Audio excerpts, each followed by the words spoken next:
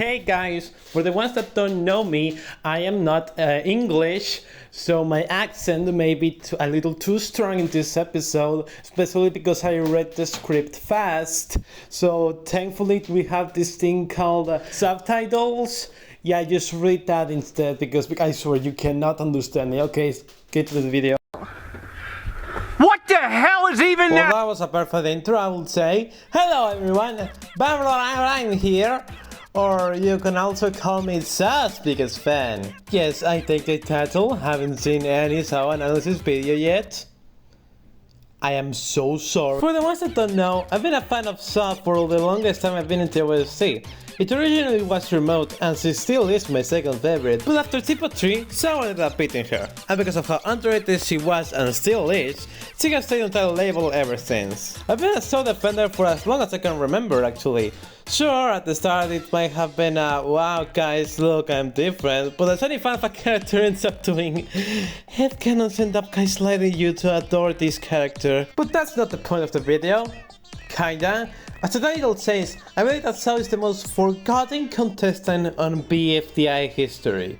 Think about it, she's one of the characters with the least screen times and roles in the show, usually just being labeled as the friend of the main character on arcs like the Taco book arc. Other characters with the same unfortunate fate had the lack of figure creators boosting their popularity and making them memorable, like Nickel with animating epics and Eggy thanks to a poi. Although maybe I should say sorry. Saw, on the other hand, while still having a small fanbase and known for her annoying part of a character, it doesn't make it long enough for her to be loudly hated or liked, making almost everyone forget about her or just mention her as just an extra character. Thinking about it, probably Neil is more forgotten than her, but how imagine? So I've always felt very frustrated that my favorite character of every media is either disliked or forgotten. So that's why I made this video, to explain in detail her character and her potential. And I'm thinking that with my own headcanons because I'm scared I will be hated for being wrong. Saw was one of the many characters with a chance to debut on BFDI and BFDIA. Everything shown about her was that she chewed through Woody and that's it. So let's just move to late BFDIA. I want to do this part quickly because late BFDIA was made with Saw's personality already in mind, so I don't think it's really fair. What we see from Saw in late BFDIA is that she's Katie's best friend and supports her on the city, who gives Katie her current color. Already showing that Saw is generally a good friend and was up to have Katie change her color. Okay, now we begin with BFB. The first appearance of Saw in BFB is her being used to saw a pentagon, as well as that Saw is, in fact, uncomfortable being used as a Saw by other people. At the start of BFB, we aren't shown much of Saw. She's shown to be energetic and overall joyous and impatient, winning the challenge for her team in BFB1 by being one of the only 2 survivors. We are also shown that she's friends with Taco and Lollipop, which I wish we got to see more. From Taco we just get a mention and from Lollipop we get nothing. But we can take from this that she's a friendly and extroverted person. She also shows that she can be annoyed once at her limit, and believes that Taco abandoned them quite easily actually. Never get to see this side of Saw again though, as she seems to already have forgiven Taco after PSP3.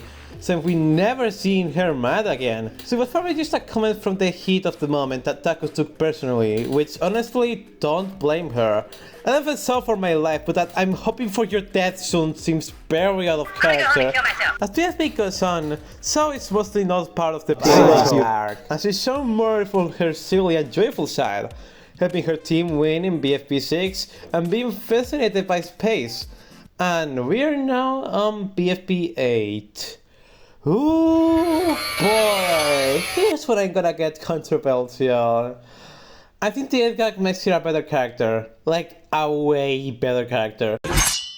Think about it, what was going on for Saw before BFB 8? Sure, she was still in stuff, but personality-wise she was lacking in a gimmick. That and her naked design still haunts me to this day. She was finally given something to defy her and for conflict. Besides, the 8 guy is just generally funny, find me. So on BFB 8, when Abel is crushed and eliminated, his senses are held by Saw, which makes her yell 8 at random times. After BFB 8, Saw just disappears for a while. No one mentions this, which just proves my point that she's forgotten, but solved this for a while to get her fuse problem fixed, so that now she doesn't yell that number random times. And make sure you just yell it when she pronounces it. Every time that word has the pronunciation H, she will yell it at the top of her lungs without knowledge. She also gets the best reason in BFDI history. I know she's a pink handle, but I love it so much! Everyone immediately notices this, but doesn't mention it directly. So Saw doesn't even know that she has this problem. This is the first time where Saw is involved in the book arc since he had to leave for a while, but this doesn't go anywhere other than showing books decline in stability. Saw's personality is completely set by BFB14. It's kinda like depending on her handle, her personality changed. She completely transitions into an optimistic, silly, and cute character. Basically, the girl turns girly. Other than the start of BF13, Saw doesn't do much. No one from BFB was doing the challenge, and she gets stuck with the rest of her team underground until Lava Apocalypse. You get to see more of her personality on BFB15 though. Actually wanted to help her team, but not wanted to lose her handle, which is fair to be honest. And who we tackle when she's back? It's that Taco probably never got to know that sound was never on book side. That's sad. We also get to see that Saw herself hates the 8 films, which kinda contradicts the fact that she doesn't know that she still has it. But I have an explanation for this on my headcanon. She then joins Tpot with Katie, and that's all from her in BFB. On Tpot, we get to see more of her and Katie's friendship, by sticking with each other and teaming up. Saw is shown more as a neutral character, trying to calm the argument of her team and accidentally naming it, which, come on, it wasn't her fault. Why are you looking at her like that? She helps Katie get up on the challenge and showing more of their bond. And we get to see them just hanging out in the background. Oh my god, just kiss. And then Tpot 2. She gets like 20 seconds of screen time. Like, that's not even a joke. And then we get to Tpot 3, the episode that made some my favorites. While we weren't showing much more from her, other than her silly and cute side, just shining so bright, I swear she's so cute. She gets a lot of line and her traits get all shown. She's uncomfortable being used as a Saw, she's cheerful and uplifting, and she screams egg without knowing, and her teammates are annoyed but never mention it. Huh. Weird, right? And then it happens. Oh, I think a way to speed up this competition is to have 2 teams up for elimination! The 2 teams are for elimination twist. Saw was already quite an unpopular character, but she still had a bigger fanbase than Needle and Katie at the time, making her stay in the top 4 for most of the voting. And I know what I'm talking about, okay? I saw the voting brand ticket happen during all the voting in real time. Katie and Needle were in the bottom 2, close to each other, but far from Barfbag and Saw.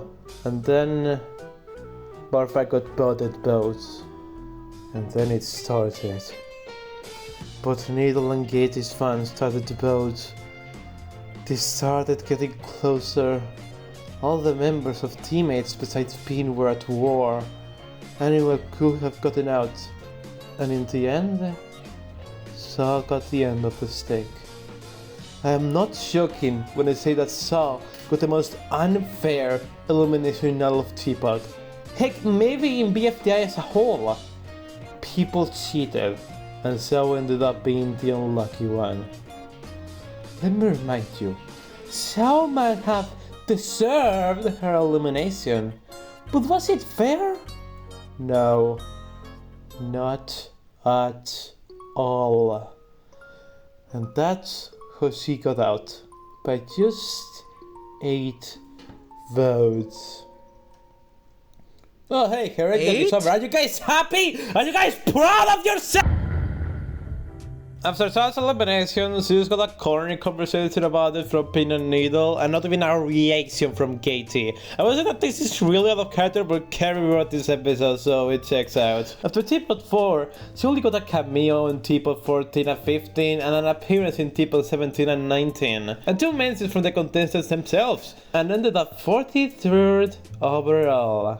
Well, let me ask, who is Saw? For most of the show, Shaw is shown as a friendly and joyful character, not really interacting in conflict and sometimes trying to stop it. She has been affected by the 8 fumes since PSP 8, and now yells to number 8 wherever that word has its pronunciation. She's best friends with Katie and befriends all of teammates. Even if she doesn't notice them, she still has the fumes. And she wants the fumes out of her for good. And now to my point. Why do I like Sa so much? Sa just seems like a very cute and easy to like character. Someone who just wants the best for everyone and cherishes any memories from their friends. She helped Katie paint herself and is overall a good friend. She's not perfect, no one is, but she means well. And this also not be this forgotten, either by the hate of her ATAC or the likeness of her character.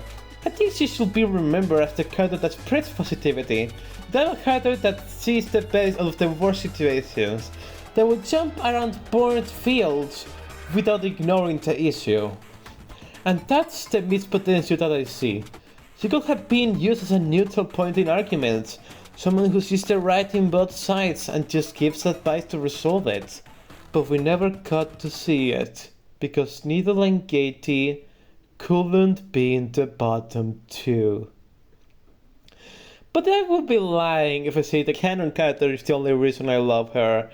As any insane fan, I guess lead myself into believing my headcanon. So let me explain what I see. So overall, it's a character hard to work with. We haven't been given enough to really look at her deeply. This essay was really hard to write, in fact. She gets so little screen time, I swear to God. Shut up and get to the point! I have made my own headcanon on Sa's mental state. A way to explain how she wants her fumes out without knowing they're still there. To explain why has no one mentioned this to her. This is my Sa takes headcanon. Okay, now, before I explain this, I am not a psychologist or a mental expert. I have no idea what I'm talking about most of the time, and I have no experience on this, so I'll try to be not disrespectful about it. It's just a silly headcanon for a funny cartoon character on a YouTube show. So, what do I mean with this? Well, I believe that Sa's 8 gag represents some sort of tic or mental, muscular or verbal repetition. And here's my evidence. Ever since it started, Sa has been shown to be annoyed and concerned about this. She repeatedly says 8 at random unpromptedly, with her friends visibly weirded and concerned about it. Sa seems visibly embarrassed and confused about it, trying her best to fight it, but with the experience of many people that go through this. And after this episode, she just leaves.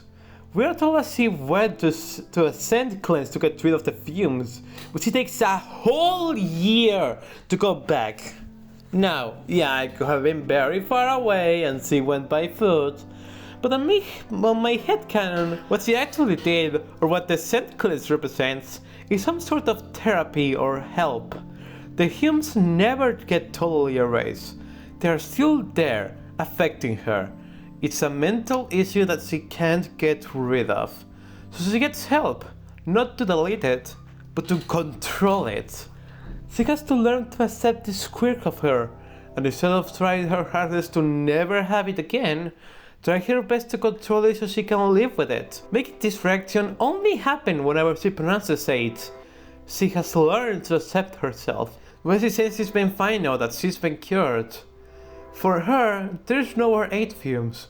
There's just her, with a new part. That doesn't make her any different. It just makes her special.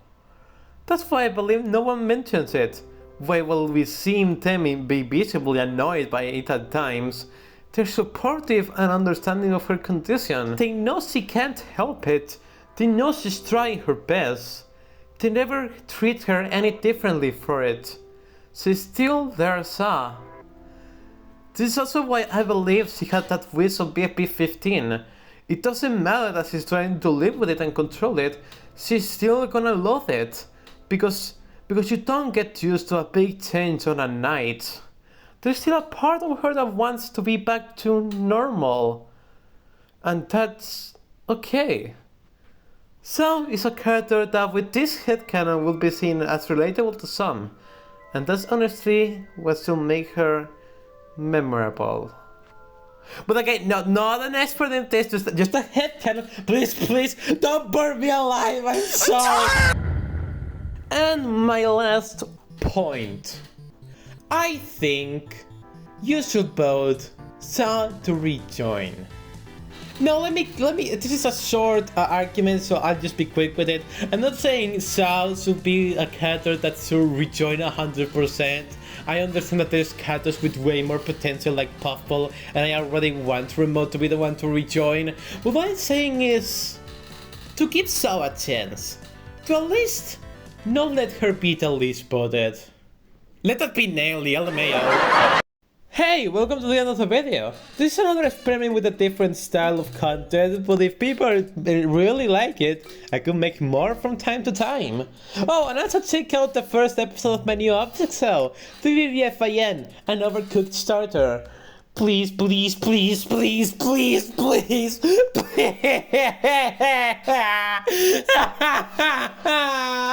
What is your name?